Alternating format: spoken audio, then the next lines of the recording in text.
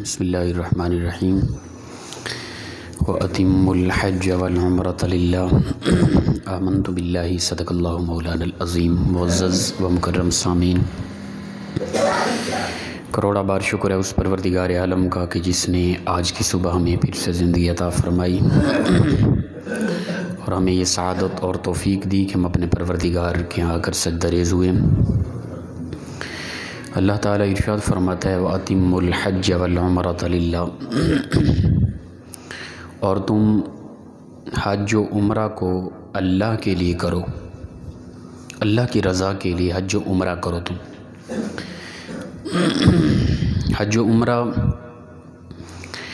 اسلام کے ارکان میں سے، ایمان کے ارکان میں سے ایک ہے جو کہ صاحب استطاعت پر زندگی میں ایک مرتبہ لازم ہے، فرض ہے۔ استطاعت بھی رکھتا ہے، زندگی میں نہیں کیا تو اس کے لیے بہت زیادہ وعید آئی ہے اخروی عذاب کے حوالے سے۔ حدیث مبارکہ کے اندر آتا ہے اللہ کے نبی صلی اللہ تعالیٰ علیہ وآلہ وسلم کے پاس ایک آدمی آیا جس سال یہ حج فرض ہوا نا 9 ہجری کو، تو ایک آدمی آیا، انہوں نے آ کے عرض کی کل عامین یا رسول اللہ صلی اللہ علیہ وسلم، کیا ہر سال ہر بندے پہ حج فرض ہے؟ تو رسول اللہ صلی اللہ علیہ وسلم خاموش رہے۔ اس نے دوبارہ سوال اٹھایا کل عامین یا رسول اللہ صلی اللہ علیہ وسلم، کیا ہر سال حج فرض ہے ہر بندے پہ؟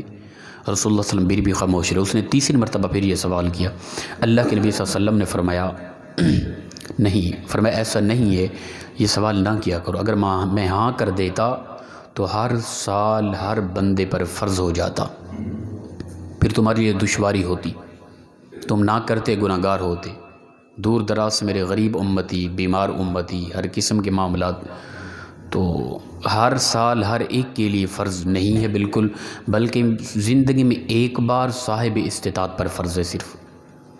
پھر فرمایا کہ میں جو کہہ دوں اس کو لے لیا کرو، جس سے روک دوں اس سے رک گیا کرو۔ پچھلی امتوں میں کئی لوگ اسی وجہ سے ہلاک ہوئے کہ وہ اللہ کے نبی کی عطا کردہ بات پر پھر سوال اٹھاتے تھے۔ ہر بات پہ اسلام کے حوالے سے سوال نہ اٹھایا کرو، میں ہاں کر دیتا تو زندگی میں ہر بندے پر ہر سال فرض ہو جاتا، تو کیا کرتے؟ تو فرمایا زندگی میں ایک مرتبہ، وہ بھی صاحب استطاعت پر فرض ہے۔ تو یہ ایک رسول اللہ صلی اللہ علیہ وسلم کی شفقت کے امت پر، اللہ کے نبی صلی اللہ علیہ وسلم کا اپنی امت کے ساتھ پیار ہے، محبت ہے۔ اسی طرح رسول اللہ صلی اللہ علیہ وسلم نے فرمایا کہ جو حاجی ہوتا ہے نا، حج کر کے آتا ہے، وہ اللہ تعالیٰ اسے یہ مقام عزت عطا کرتا ہے کہ وہ اپنے حاجی جو ہوتا گا وہ اپنے گھر والوں میں سے 400 جہنمیوں کی شفاعت کرے گا، پروردگاروں کی بخشش فرمائے گا۔ یہ حج کے حوالے سے فضیلت ہے، لیکن اس میں اخلاص ہوا تم الحج والعمرۃ للہ، اللہ کے لیے ہو، نہ کہ حاجی صاحب کہلانے کے لیے بندہ حج کرے، یا لوگوں میں عزت یا صرف شرم آ رہی ہے، بھائی استطاعت تو رکھتا تھا، لوگ کیا کہیں گے حج نہ کیا تو، اس حوالے سے کیا تو پھر یہ کوئی قابل قبول نہیں ہے، اللہ کی رضا کے لیے نہیں ہو رہا۔ تو فرمایا کہ وہ 400 لوگوں، ایسے لوگ گھرانے کے جو گناہگار تھے، جو جہنمی تھے، ان کی شفاعت کرے گا، اور اللہ تعالیٰ ان کی اس حاجی صاحب کی شفاعت کو قبول کر کے سب کی مغفرت فرمائے گی۔ اسی طرح فرمایا کہ جب وہ حج کر کے واپس آتا ہے نا، وہ اس طرح پاک ہو جاتا ہے، اس طرح صاف ہو جاتا ہے گناہوں سے، جس طرح کہ بچہ ماں کے پیٹ سے باہر آتا ہے نا، اس کا ایک بھی گناہ نہیں ہوتا، اسی طرح حج کرنے والے کا ایک بھی گناہ باقی نہیں رہتا، اس قدر وہ پاک و صاف ہو جاتا ہے۔ اسی طرح حدیث مبارکہ کے اندر آتا ہے رسول اللہ صلی اللہ علیہ وسلم نے فرمایا کہ جو بندہ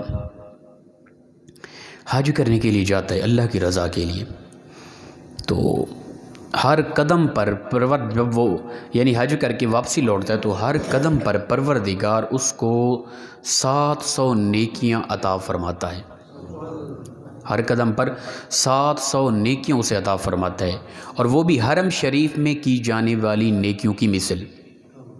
حرم میں عام ایک نیکی، حرم میں ایک نیکی لاکھ نیکی کے برابر ہے۔ اب رسول اللہ صلی اللہ علیہ وسلم فرماتے ہیں کہ واپسی لوٹنے پر ہر قدم پر 700 گنا نیکیوں سے عطا کی جاتی ہیں، اور وہ بھی وہ نیکیاں جو حرم میں کی جاتی ہیں ان کی مثل، وہ کتنا پھر بنتی ہیں؟ اس حوالے سے اگر دیکھیں تو وہ یعنی واپسی پر اسے ہر قدم پر اسے 7 کروڑ نیکیاں عطا کی جاتی ہیں. یعنی اس حوالے سے اگر دیکھیں یہ فضیلت حج کی، جب حج پہ واپسی لوٹ رہے ہیں نا 7 کروڑ نیکیاں ہر اس بندے کو عطا کی جا رہی ہیں جو حج کر کے واپس آ رہے ہر قدم پر. یہ اجر ہے، یہ ثواب ہے. لیکن ہماری نیت میں تھوڑا سا کھوٹ ہوتا ہے. جا رہے ہیں جی مبارکباد ملے گی، لوگ کیا کچھ ماشاءاللہ اب میری بات بنے گی، اب حاجی صاحب کہلاؤں گا ماشاءاللہ. اگرچہ یہ عزت ملنی ہوتی ہے، بندہ یہ سوچ نہ رکھے یار اللہ کی رضا کے لیے کوئی نہ دے مبارکباد تب کیا ہو گیا، اللہ کی رضا کے لیے میں آیا تھا، ٹھیک ہے نا.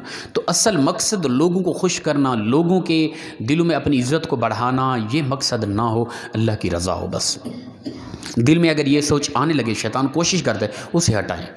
استغفر اللہ پڑھیں بھی، میری کیا طاقت تھی، پروردگار مجھے غریب پیدا کرتا تو، میرے پاس کچھ نہ ہوتا تو، میں اپاہج ہوتا، میں مریض ہوتا تو کیا کرتا. ان باتوں کو مد نظر رکھ کے جب وہ غرور، وہ تکبر، وہ ریا، وہ دکھلاوا دل میں پیدا ہونے لگے اس کو دفع کیا کریں اس وقت. اللہ اکبر. اسی طرح حدیث مبارکہ کے اندر آتا ہے رسول اللہ صلی اللہ علیہ وسلم نے فرمایا کہ حاج کر کے جب انسان لوٹتا ہے نا تو اس کی بالکل مغفرت کر دی جاتی ہے. پھر وہ حاجی صاحب جس کے لیے دعائے مغفرت کرتا ہے پروردگار اس کی بھی مغفرت فرما دیتا ہے. یہ اٹل فیصلہ ہے، یہ مقام ہے حج کا. اسی طرح حدیث مبارکہ کے اندر آتا ہے حضرت ابن عمر رضی اللہ تعالیٰ عنہ سے روایت ہے، آپ فرماتے ہیں کہ مسجد میں رسول اللہ صلی اللہ علیہ وسلم کے ساتھ بیٹھا ہوا تھا تو 2 آدمی آئے. انہوں نے آ کے عرض کی یا رسول اللہ صلی اللہ علیہ وسلم ہم کچھ سوال کرنا چاہتے ہیں. اللہ کے نبی صلی اللہ علیہ وسلم نے فرمایا قریب آ جاؤ، یہ بتاؤ جو سوال تم کرنا چاہتے ہو میں خود تمہیں بتا دوں کہ تم کیا کہنا چاہتے ہو. انہوں نے عرض کی یا رسول اللہ صلی اللہ علیہ وسلم اگر آپ خود بتا دیں تو پھر تو کمال ہے کہ ہم کیا کہنا چاہتے ہیں. اللہ کے جو انبیاء ہوتے ہیں نا پروردگار نے ان کو علم غیب عطا کیا ہوتا ہے، وہ دلوں کے راز جانتے ہیں، ٹھیک ہے نا. یہ خدا کی عطا سے ہوتا ہے. اللہ کے انبیاء ان کو علم ہوتا ہے، اللہ کا نبی کہیں موجود ہے ان کی نظر نبوت پوری امت پر موجود ہوتی ہے ہر وقت. ہر امتی کے ہر احوال کو اللہ کا نبی جانتا ہوتا ہے. یہ انبیاء کا خاصہ ہے.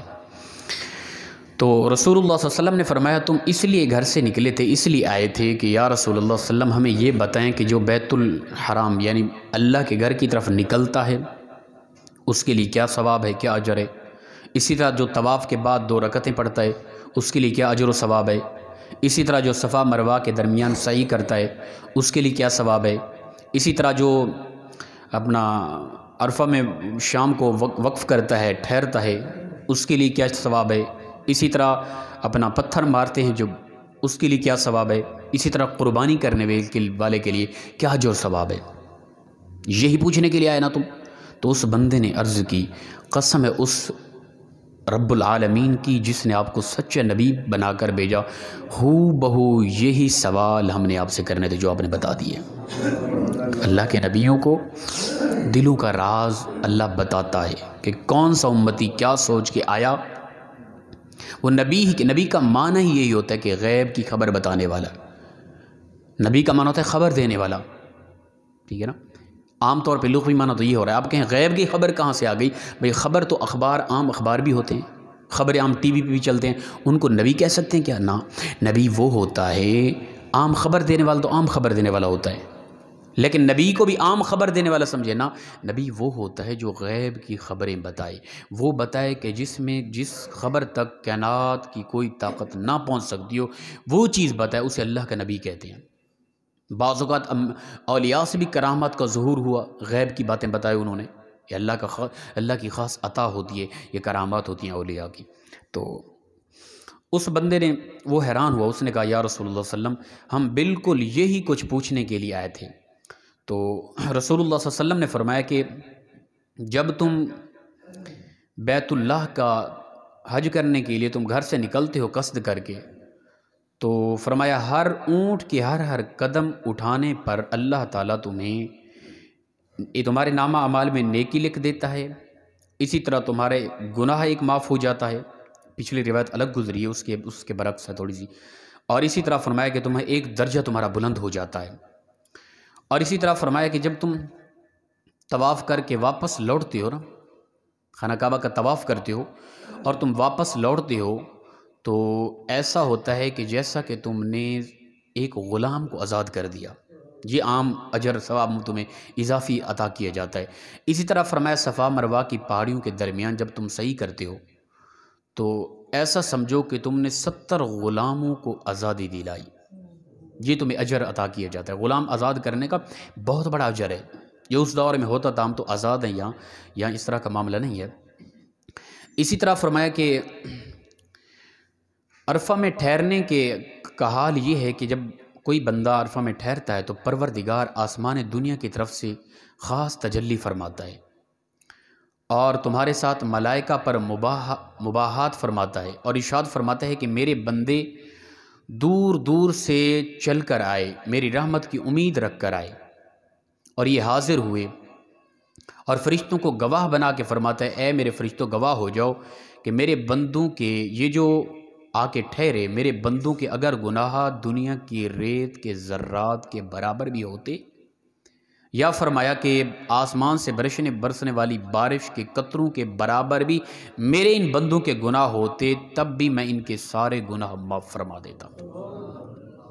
ہم جاتے ہیں نا، پھر واپس آتے، ہمارے حالات اسی طرح کے ہوتے ہیں، صرف یہ کہ ہماری ایک اضافہ ہو جاتی ہے، حاجی صاحب کہلانا شروع ہو جاتے ہیں ہم، لیکن انداز زندگی نہیں بدلا ہوتا۔ 40 سال عمر عزیزت گزشت، مزاج تو ازحال طفلی نگشت۔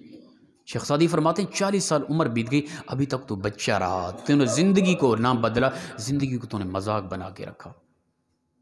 اللہ کے احکام کو سیریسلی لیں، اخروی زندگی کو سیریسلی لیں، اللہ کی ذات کو سیریسلی لیں تھوڑا۔ ہم نے ٹوٹلی مذاق بنا کے رکھا زندگی کو، تماشا، بس زندگی جینی ہے، یہی کچھ ہے اور اسی کے لیے سب کچھ کرنا ہے بس۔ اللہ کے احکام کو ہم نے مذاق میں لیا ہوا ہے۔ اس وقت ہم سیریس ہوں گے جب ساری حقیقت ہمارے سامنے آئے گی۔ تو فرمایا کہ میری اس قدر مہربانی ہے، رحمت ہے کہ میں اپنے ان بندوں کی اتنا بھی گناہ ہوں کہ جس طرح کے زمین پر، پوری دھرتی پر ریت کے ذرات ہیں نا، اتنا مقدار یا آسمان سے برسنے والی بارش یا سمندر کی جھاگ کے برابر ہوں، وہ سب میں بخش دوں گا جب وہ بندہ واپس لوٹے گا، بالکل اس طرح پاک و صاف ہو چکا ہوگا جس طرح کہ ماں کے پیٹ سے بچہ پیدا ہوتا ہے۔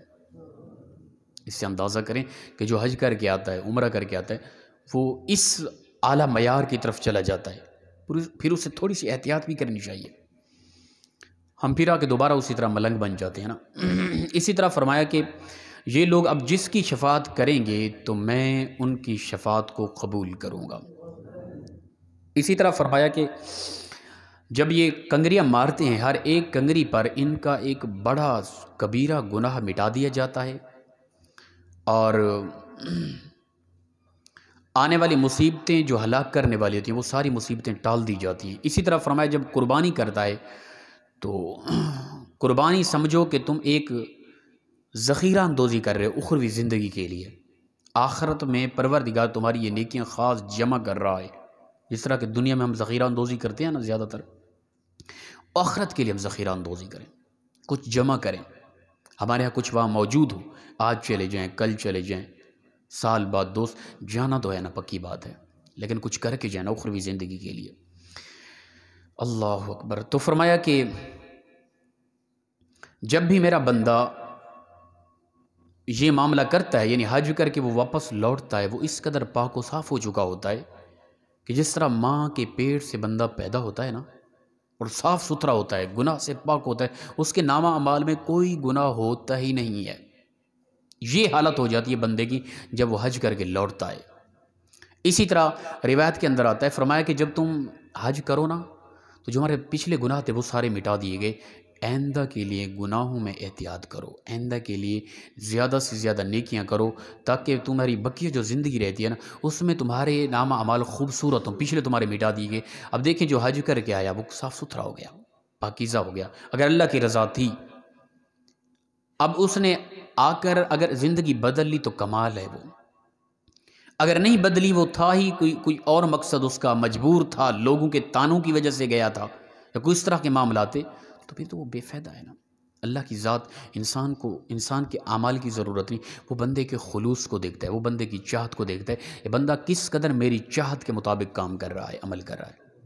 اگر یہ نہ ہو تو پھر وہ حاجی صاحب ہے، وہ عالم ہے، وہ مفتی ہے، وہ شیخ الحدیث ہے، وہ بڑا پیر کہلانے والا ہے، کچھ بھی ہے، وہ بیکار ہے، وہ ناکار ہے، وہ دنیا اور آخرت کے اندر وہ خسارے میں ہے، کوئی فائدہ نہیں ہے اس کے ان معاملات کا، یاد رکھیں۔ اللہ کی رضا کے لیے کبھی کچھ کر جائیں، کوئی بھی عمل کریں اس میں خلوص ہو، اللہ کی رضا ہو، اللہ کی رضا نہیں تو پھر ہر اعمال انسان کے رد کر دیے جائیں گے۔ اللہ پاک مخلصانہ انداز میں ہم سب کو عمل کی توفیق عطا فرمائے۔